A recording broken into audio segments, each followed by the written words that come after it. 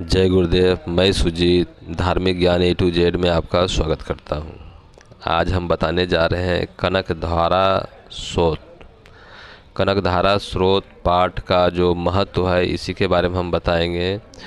तो जो इसका महत्व है, किस प्रकार शंकराचार्य ने इसी स्रोत पाठ की मदद से स्वर्ण वर्षा की थी। यदि आप इस चैनल पर नए हैं तो इस वीडियो को इस चैनल को सब्सक्राइब कर लें और बेल आइकन दबा दें। लाइक शेयर ज़रूर करें। यह बात है उन दिनों की जब शंकराचार्य अपने समय में भिक्षाटन के लिए गांव-गांव घूम रहे थे। तो घूमते हुए उन्होंने एक ब्राह्मण के घर पहुँचे भिक्षाटन के लिए। वो ब्राह्मण के घर जब पहुँचे तो वह बेहद दरिद्र ब्राह्मण था और उस दरिद्र ब्राह्मण के घर में कोई नहीं, सिर्फ उनकी पत्नी थी, यानी एक महिला थी उस घर में जो अत्यंत दरिद्र थी। तो नियम है कि द्वार से कोई भी खाली नहीं जाना चाहिए और यदि वह खाली जाता है तो अपना सारा पाप दे जाता है और आप का पुण्य लेकर चला जाता है। इसलिए कहा जाता है कि किसी को भी खाली हाथ नहीं लौटाना चाहिए द्वार पर से। जब जगत गुरु शंकराचार्य ने उनके द्वार पर भिक्षा की मांग की तो उस महिला के घर में, उस ब्राह्मण के घर में को एक भी दाना खाने का नहीं था। वो देती तो क्या देती। वह बहुत ही भाव विह्वल हो गई, पूरा घर ढूंढ मारा तो उसे कुछ नहीं, बस एक आंवला का सूखा टुकड़ा मिला। पूरा आंवला भी नहीं था, एक टुकड़ा था और उस टुकड़े को अंत में ले करके रोते हुए जगत गुरु शंकराचार्य के पास पहुंची। जगत गुरु शंकराचार्य देख करके स्थिति को समझ गए कि ये कितनी गरीब है और चाहते हुए भी हमें कुछ नहीं दे पा रही है। तो शंकराचार्य जगत गुरु थे, उनके अंदर सारी देवताओं की शक्तियाँ थी। सभी देव जो हैं उनके सिद्ध थे, प्रत्यक्ष थे।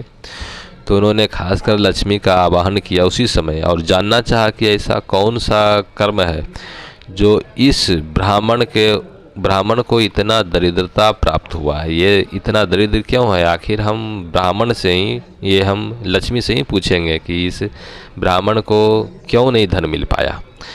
इस बात को जब वे जानने के लिए लक्ष्मी का आवाहन किए तो लक्ष्मी उनके आंगन में आई और फिर शंकराचार्य पूछते हैं कि हे माते, आप ये बताइए कि यह ब्राह्मण इतना दरिद्र क्यों है, इसको आप धन क्यों नहीं देती। यह तो सदाचारी है, इनको आपको धन देना चाहिए। ऐसी दशा हो गई है, ऐसी इनकी अवस्था हो गई है कि इनके द्वार पर अगर कोई आता है तो कुछ दे भी नहीं पाती है, चाह कर भी।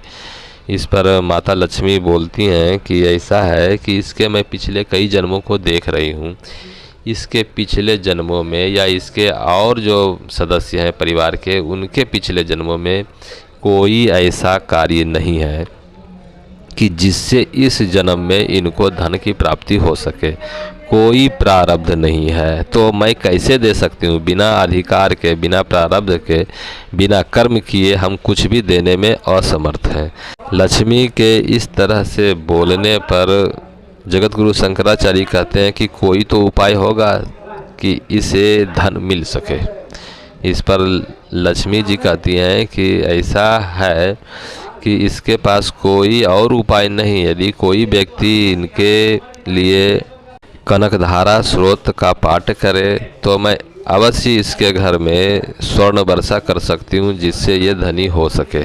इसके बाद जगत गुरु शंकराचार्य जी ने उनके घर के आंगन में लिपवा करके, सफाई करवा करके और कनकधारा स्रोत का पाठ किए और उसके उपरांत, उसके बाद लक्ष्मी जी ने उनके आंगन में स्वर्ण की वर्षा की और वह ब्राह्मण अत्यंत धनी हो गया। तो यह है कनकधारा स्रोत की महिमा।